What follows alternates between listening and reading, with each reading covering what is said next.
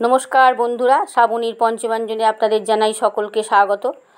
আজ আমি যে রেসিপিটা নিয়ে চলে এসেছি, থাম্বনেল দেখেই বুঝতে পারছেন, সেটা হচ্ছে বিনা তেলে আলু মশলা কুলচা। তেল ছাড়া জল দিয়ে কিভাবে আলু মশলা কুলচা তৈরি হয় সেটাই আমি আপনাদের আজকে দেখাবো। আর সেই কুলচা কতটা নরম হয় সেটা তো আপনারা দেখতেই পাচ্ছেন। চলুন তাহলে শুরু করি। এখানে আমি একটা পাত্রে 200 গ্রাম ময়দা নিয়ে নিয়েছি। এর মধ্যে দিয়ে দিচ্ছি স্বাদ মতন নুন, আর দিয়ে দেবো 1 চা চামচ চিনি। এখানে আপনারা গুঁড়ো চিনিও ব্যবহার করতে পারেন। এই শুকনো উপকরণগুলোকে আমি ভালো করে মিশিয়ে নেব।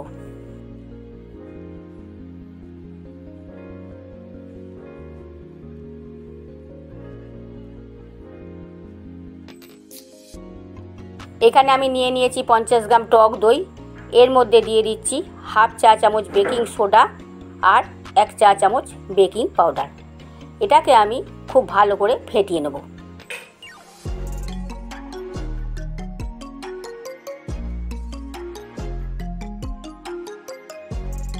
এই দইটার মধ্যে বেকিং সোডা আর বেকিং পাউডার দিলে খুব তাড়াতাড়ি ফার্মেন্ট হয়ে যাবে যদি 2 থেকে 3 মিনিট রেখে দেওয়া যায়, আর ইস্টের মতন কাজ করবে। দইটা ফেটানো হয়ে গেছে, এখন আমি 2 থেকে 3 মিনিট রেখে দেবো। 2 থেকে 3 মিনিট হয়ে গেছে, দেখুন দইটা কীরকম ফার্মেন্ট হয়ে গেছে। এই দেখুন কীরকম ফেঁপে উঠেছে, দেখেছেন?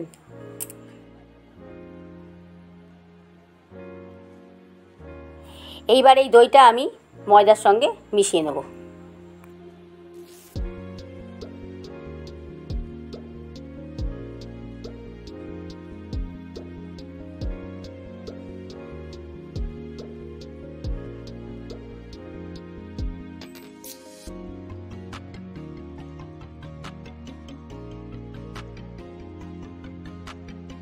এর মধ্যে আমি দিয়ে দিচ্ছি 2 টেবিল চামচ সাদা তেল। এটা দিয়েও আমি ময়দার সঙ্গে ভালো করে মিশিয়ে নেব। এখানে আপনারা চাইলে বাটার ব্যবহার করতে পারেন।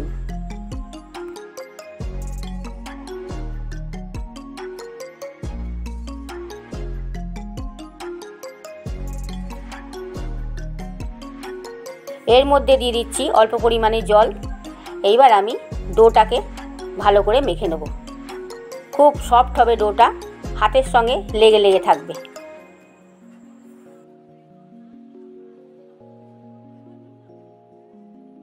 ডোটাকে আমি একটা টেবিলের ওপর নিয়ে হাতের তালু দিয়ে ভালো করে মেখে নিচ্ছি, যাতে এর মধ্যে থেকে গ্লুটেনগুলো বেরিয়ে যায়। এইভাবে ডোটাকে যতক্ষণ মাখবেন তত এই কুলচা নরম হবে আর খেতেও খুব ভালো হবে।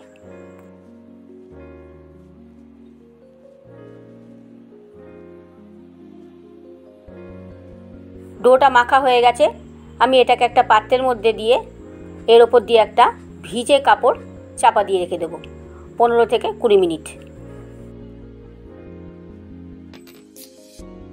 এখানে আমি একটা পাত্রে 3টে সেদ্ধ করা আলু নিয়ে নিয়েছি। এগুলোকে আমি স্ম্যাশ করে নেব।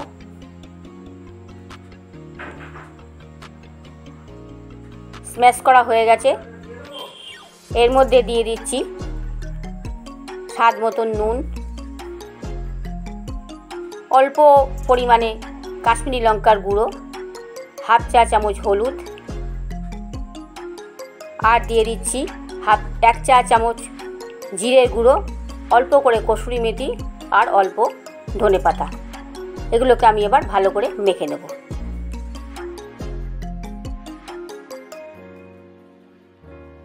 আলু সেদ্ধটা মাখা হয়ে গেছে। এবার আমি ডোটার থেকে ভিজে কাপড়টা তুলে ফেললাম। 15 থেকে 20 মিনিট হয়ে গেছে। এবার এটার থেকে আমি 4টে লেচি কেটে নেব।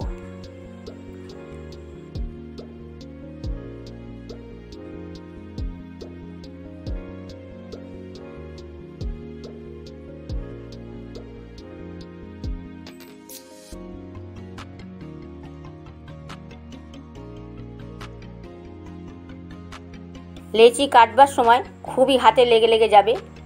আমি একটু হাতে তেল মাখিয়ে নিয়েছি, আপনারাও একটু তেল মাখিয়ে নেবেন, তাহলে খুব সহজেই লেচিটা কাটা হয়ে যাবে। এগুলোকে আমি এবার গোল করে নিচ্ছি।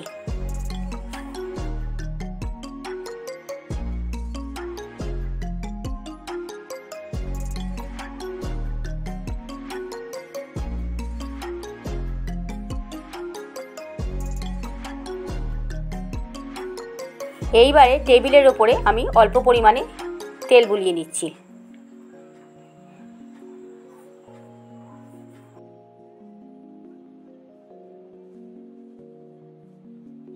এখানে আমি একটা লেচি নিয়ে নিয়েছি, এটাকে বাটির মতন করে আলুর স্টারটা এর মধ্যে পুরে দিচ্ছি।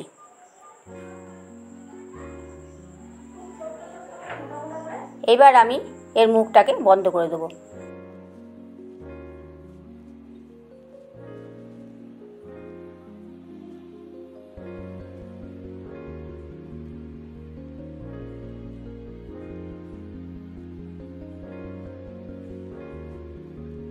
আমি এখানে ছোট ছোট মোটা মোটা করে বেলে নিচ্ছি। আপনারা চাইলে বড় করেও করতে পারেন, তবে লেচিটা কিন্তু বড় করতে হবে। এটা বেলার সময় খেয়াল রাখতে হবে যে সব দিক যাতে বেলাটা সমান হয়। একদিক মোটা একদিক পাতলা থাকলে হবে না, সমস্ত দিক বেলাটা যেন সমান হয়। আপনারা চাইলে গোলও করতে পারেন, আবার ডিম্বাকৃতিও করতে পারেন। এর মধ্যে দিয়ে দিচ্ছি, ওপর দিয়ে ছড়িয়ে দিচ্ছি কালো জিরে অল্প পরিমাণে সাদা তিল এর ওপর দিয়ে দিলাম, আর দিয়ে দিলাম অল্প করে ধনে পাতা। এবার আমি আবার একবার এগুলোকে এর ওপর দিয়ে বেলে নেব, যাতে এর সঙ্গে পেস্ট হয়ে যায়।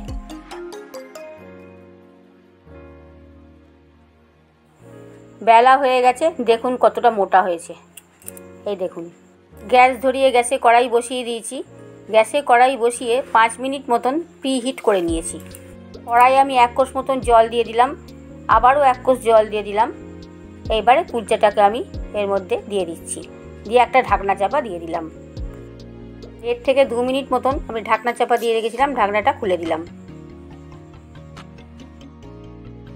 আবারও একটু জলের ছিটে দিলাম। এইভাবে জল দিয়ে দিয়ে কুলচাটা তৈরি করতে হবে। এইবার আমি উল্টে দিলাম, দেখুন কত সুন্দর হয়েছে। এখন আমি এর ওপর দিয়ে ঘি ব্রাশ করে দিলাম, আবারও আমি চাপা দিয়ে দেবো। চাপাটা খুলে দিলাম। এইভাবে আমি অপর পিঠটাও ঘি ব্রাশ করে দেব।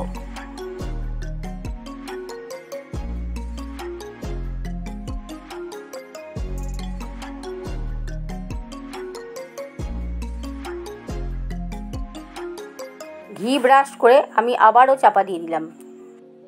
এইভাবে উল্টে পাল্টে আমি কুলচাটাকে তৈরি করে নিলাম।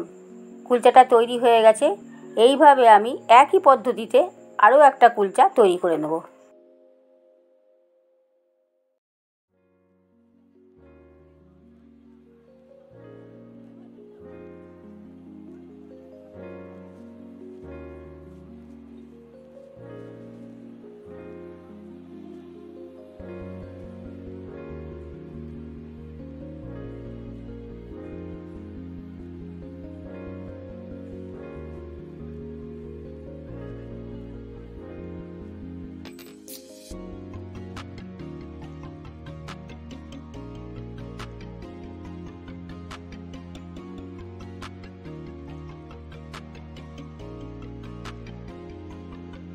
দেখুন কত সুন্দর ফুলে উঠেছে। আমি আবারও উল্টে দিলাম, উল্টো পিঠটাও দেখুন কত সুন্দর ফুলে উঠেছে। আলু মশলা কুলচা সম্পূর্ণ তৈরি হয়ে গেছে। দেখুন কত সফট হয়েছে, এই দেখুন কীরকম সফট হয়েছে। এইভাবে তেল ছাড়া একদম বিনা তেলে কুলচা আপনারা বাড়িতে বানিয়ে করে খেয়ে দেখবেন। যদি ভালো লাগে লাইক কমেন্ট শেয়ার করতে ভুলবেন না। আর আপনাদের কাছে অনুরোধ, আমার এই চ্যানেলটা সাবস্ক্রাইব করবেন আর পাশে থাকা বেল আইকনটা ক্লিক করবেন, যাতে সমস্ত রকম রান্নার নোটিফিকেশন আপনাদের কাছে পৌঁছে যায়।